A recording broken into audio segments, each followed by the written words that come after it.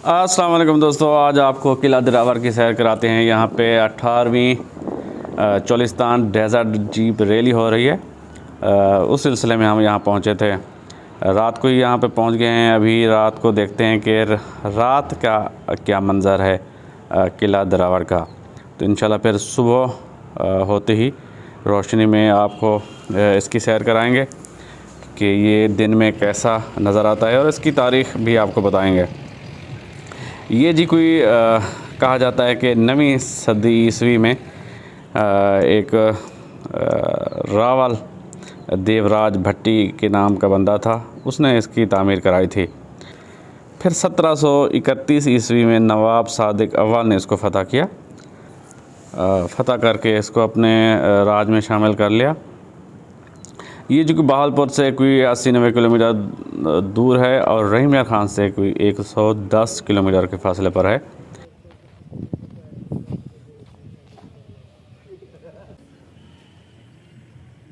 और इसके साथ ही एक मस्जिद भी बनाई गई है, शाही मस्जिद।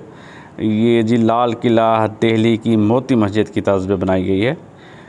देखा जाए तो मस्जिद जो है वो अपनी असल हालत में बरकरार है निस्बतन किले में बहुत सारी तबाही नज़र आ रही है। बिल्कुल ये ख़त्म होने के करीब है। बिरूनी दीवारें कुछ सलामत हैं, लेकिन अंदर की हालत बहुत ही खस्ता हाल है। बाकी की जो रही सही कसर थी वो इन हालिया तेज़ बारिशों ने वो पूरी कर दी है। जगह जगह में खड्डे आपको नज़र आते हैं। तो ये तारीख़ी विरसा है। हुकूमत को इसे बचाने की कोशिश करनी चाहिए। कोशिश की भी गई है। काफ़ी अर्सा तक तो ये ऐसे ही खंडरात की शक्ल में रहा है। पुरानी तस्वीरें देखें तो बहुत सारा मतलब खंडरात थे। अब इसे दोबारा तामीर किया गया है। मेन गेट को भी तामीर किया गया है।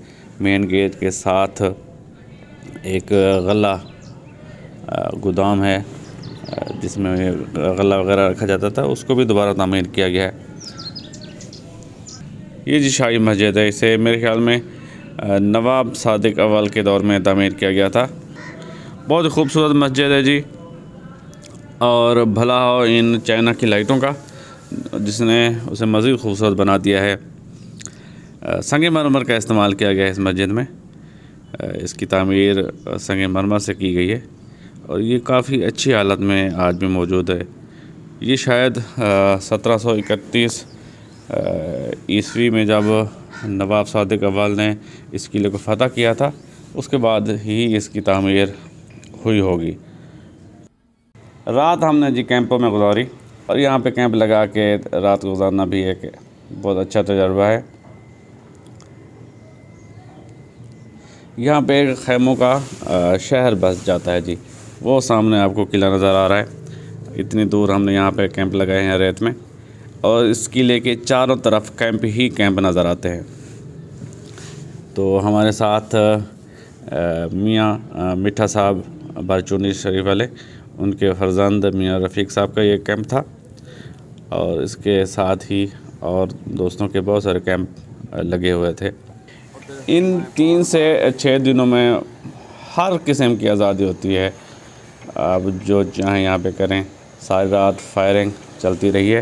हालांकि हवाई फायरिंग करना जुर्म है, लेकिन यहाँ पे सब कुछ पुलिस की निगरानी में ही होता है। हर किस्म की अयाशी मैं कहना नहीं चाहता, लेकिन हो रही होती है। हर किस्म की यहाँ पे इन 6 दिनों में आपको मुकम्मल आज़ादी है।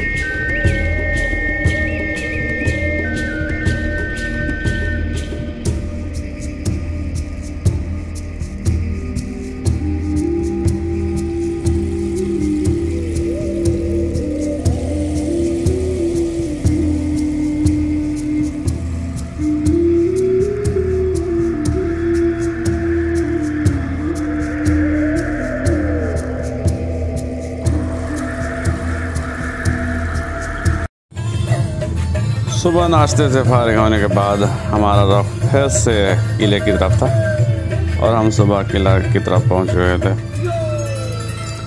ये जी शाही मस्जिद और इसी के करीब से ही किले के मेन गेट की तरफ रास्ता जाता है।